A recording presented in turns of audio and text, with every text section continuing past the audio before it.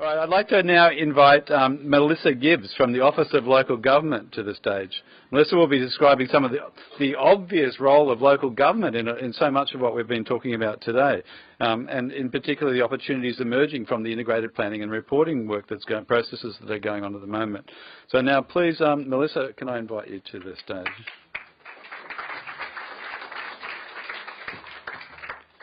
Hi everybody, it's great to be here and the office really welcomes the opportunity to present at a forum like this.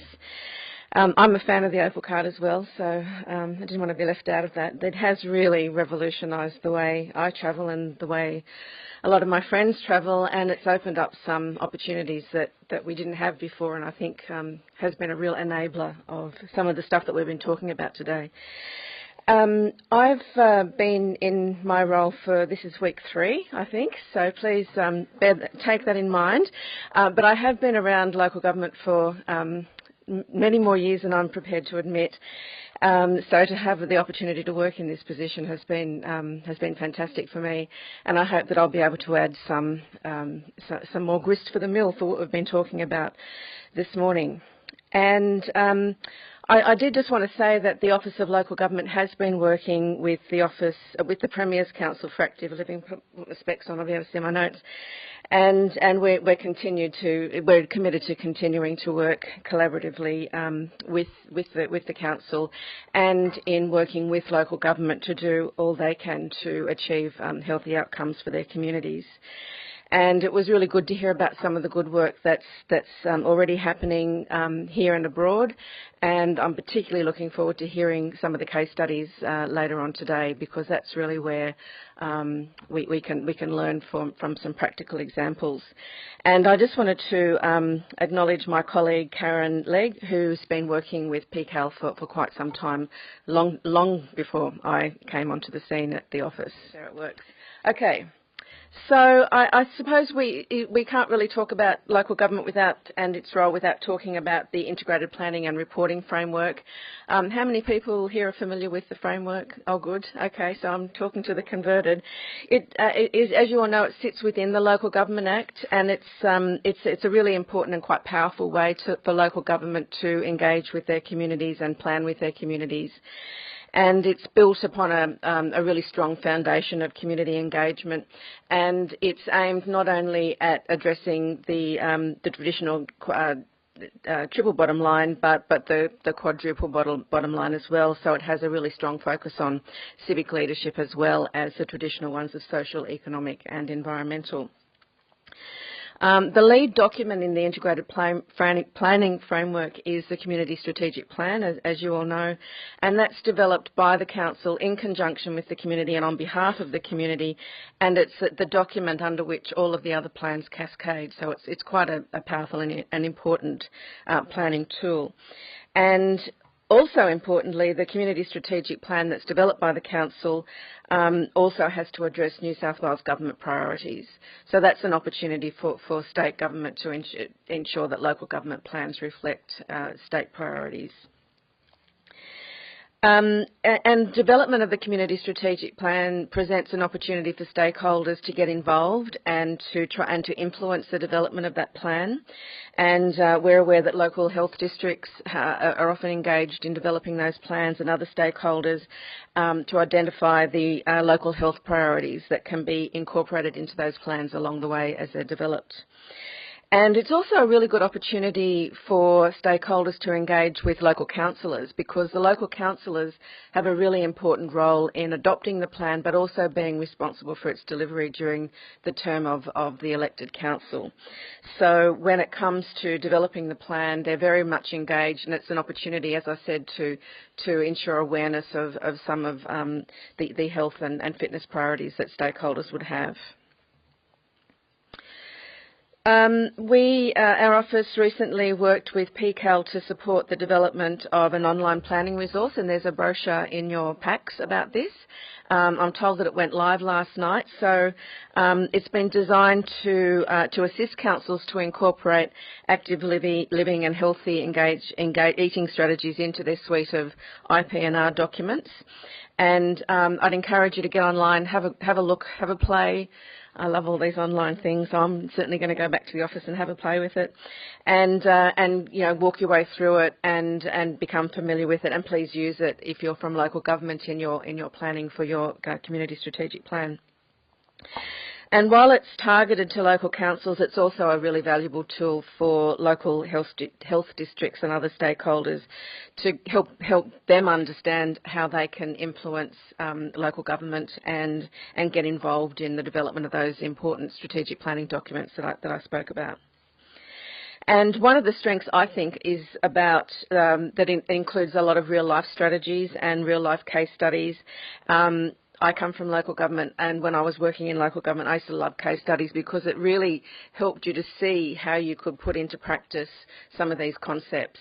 And in my previous life with the Australian Centre of Excellence for Local Government, I can remember talking to some of our students about how they learn from each other and how they like to learn, and some of the things that they talked about was, you know, ripping ideas off other councils, off their peers, this peer-to-peer learning thing, and that's why case studies are so powerful.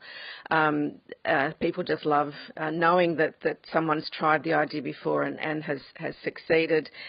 They also like to know what hasn't worked so they can avoid that, and also, you know, as a bit of a reality check for their own work planning. So please have a good look at it. And of course, we're going to be hearing about one of those case studies after I've spoken from Western Sydney. So I'm looking forward to hearing about that too. So in terms of influencing local government, getting the timing right is really important. IPNR is a cycle of planning, and it's a fairly rigid cycle of planning. So it's quite easy to determine when the best place is to get involved in the planning process. And at the beginning of each council term is a really good time to engage because that begins the new planning cycle. So keep that in mind when it comes to thinking about how to engage with local government. So each incoming council adopts a 4-year delivery program, and that outlines to the community the commitment that the council has in implementing actions in the community strategic plan and how they intend to be accountable for that. And in an ideal world, those plans the delivery program cascades down into an annual program, which can also cascade into senior officer performance agreements. So it can be quite a powerful way of actually delivering some really tangible outcomes for communities. So most councils are now beginning to think about and to start planning for the new cycle in the lead up to local government elections, which are planned for the end of 2016, September 2016. So please talk to the corporate planning people in your local council if you'd like to get involved, because now is the time that people are thinking about that new planning cycle. But think also about what you can bring to those discussions. Local councils like to hear about solutions as well as problems, so come along with some solutions to some problems and you'll get a much better reception, I find. So it can't have escaped your notice that the local government landscape may be changing in the coming months. We can't open the paper or listen to the radio without hearing about it, and you'd be aware that there are a number of merger proposals which are currently being considered, and things are in a bit of a state of flux at the moment. However, regardless of what the map of New South Wales looks like and the council boundaries look like in future, even new councils will need to go through this community strategic planning process and the integrated planning and reporting process. So nothing will really change in that respect. The process will be the same. The councils might be a little bit unfocused because they'll be going through some very important and difficult changes and very large changes. So just bear that in mind when you want to engage over the next little while. But there are some other initiatives underway. The focus is on the mergers, obviously. That's the most emotional and attention-grabbing stuff. But there are some other reforms happening which are equally important and quite significant. And one of them is the emergence of regional joint organisations.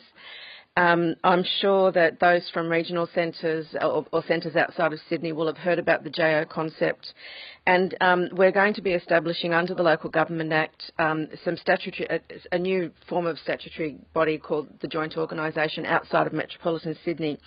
And that'll be a formal, structured way for regional councils to engage with each other, but also with state agencies and other stakeholders in their region. They'll have a strategic planning function, not in a statutory sense, but in a legislative sense, where they'll be bringing together all of those community strategic plans and agreeing on regional priorities and working together to realise some of those regional strategic priorities. So they'll be a really important mechanism and quite a very useful mechanism out in the regions for stakeholders to consider. The Far West initiative is another one that's bubbling away, and that's really exciting as well. That's for the 8 councils in the far west of the state. They have particular challenges due to their remoteness, due to their sparse populations, due to their low rating base.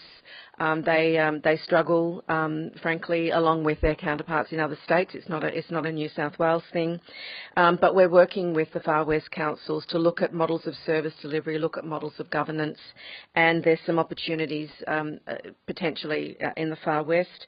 And I suppose I'm raising this because everybody who's got an interest in health and wellbeing really need to be aware of the current state of local government reform in this state. And I think having coming into the office and seeing how much is going on behind the scenes, this is probably the most reform we've seen in New South Wales for a number of decades, I'd argue.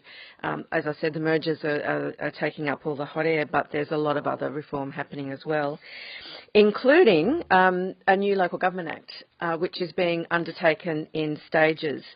And the Office of Local Government has put out an exploratory paper, an explanatory paper, talking about the reforms to the Local Government Act, and we're currently out there for engagement at the moment, so please take the opportunity to have your say on what you think about some of the ideas in that explanatory paper. Submissions are open until the 15th of March. And we're looking at reviewing the Act in a series of stages, and stage 1 is designed initially to promote independent and sustainable councils that are accountable to their communities. And the explanatory paper proposes replacing the council charter with provisions that describe the local government and establish guiding principles for local government. And the proposed role of local government really puts healthy communities right up in the very, very front. And it suggests that the role of local government should be to enable local communities to be healthy and prosperous by, and it lists a range of different things, including providing strong and effective leadership, planning and decision making, working collaboratively with other bodies, effective stewardship of asset and lands, and providing value for money, and strategically planning for effective and efficient services are the things that you would normally see. But I suppose I wanted to bring that to your attention because talking to some of my colleagues in the office, that's the number one thing that's in the explanatory paper, the focus on healthy and prosperous communities. So it really does embed and entrench healthy living into the role of local government in the legislative framework. So I think that's all I wanted to say. The obligatory slide for further questions and places to go to for further information about the office and some of its activities. And thank you very much for your attention.